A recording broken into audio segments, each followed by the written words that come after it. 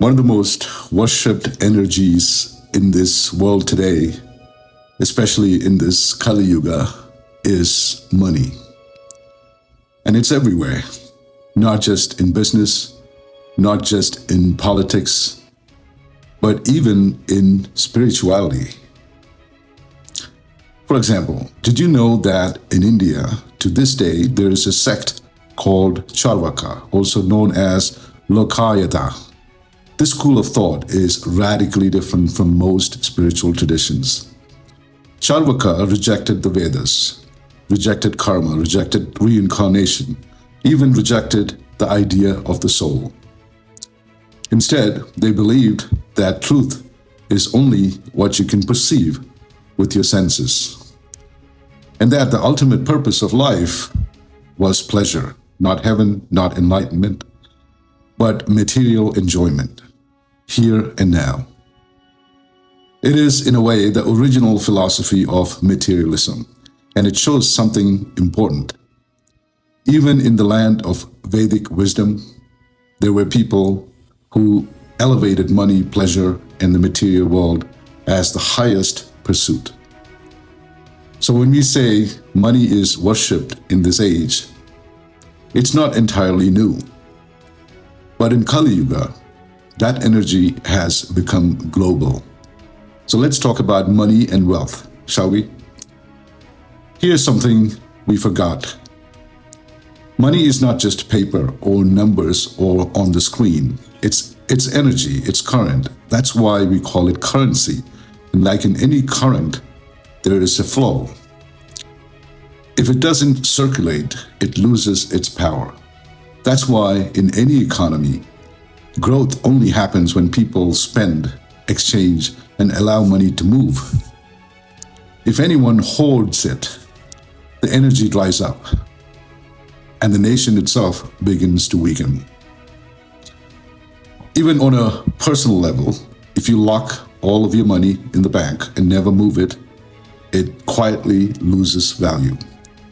But if you invest it wisely into businesses that serve people, into ideas that lift society, the energy multiplies. So, no, money is not evil. It's not dirty. It's a force that compensates our efforts and gives us the freedom to live, love, and create.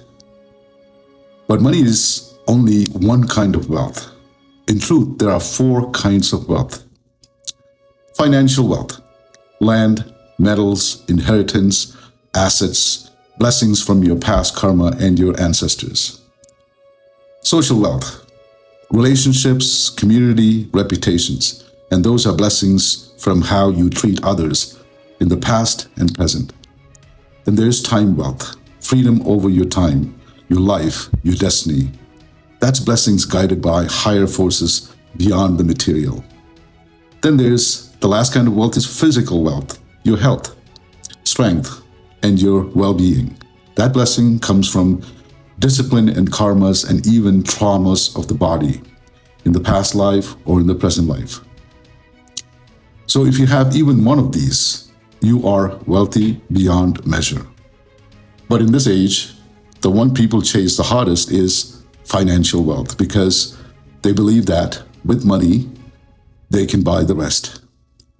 But that is an illusion. Money cannot buy a good name. Money cannot buy time, because protecting your money takes a lot of your time. Money cannot buy health. You may buy the best treatment, but still suffer and die. Then why is it that so many good, kind people walk around with financial burdens, while the corrupt and cruel seem to have so much? Here's how I see it. Money is not the end goal. Money is simply the universe's tool to shape experience. Sometimes it flows to teach us joy and freedom. Other times it stops to teach us hardship, humility, and trust. I have lived through times when money stopped flowing completely, and the suffering was real. But I now see it was the universe showing me down, like a central bank raising interest rates to prevent recession. It was teaching me something deeper. Because once you learn the lesson behind scarcity and surrender with trust, the flow starts again. So don't measure your life only in dollars. Yes, there are seasons of abundance and seasons of famine. But if you look honestly, you'll see you are wealthy in other ways. Maybe you are rich in relationships. Maybe you are rich in time. Maybe you're rich in health. And all of that too is wealth. Money is energy. It flows, it teaches, it transforms. But it is only one stream in a much greater river of wealth. So today, ask yourself, what kind of wealth do I already have? And how can I let it flow to bless others as much as myself? Namaste.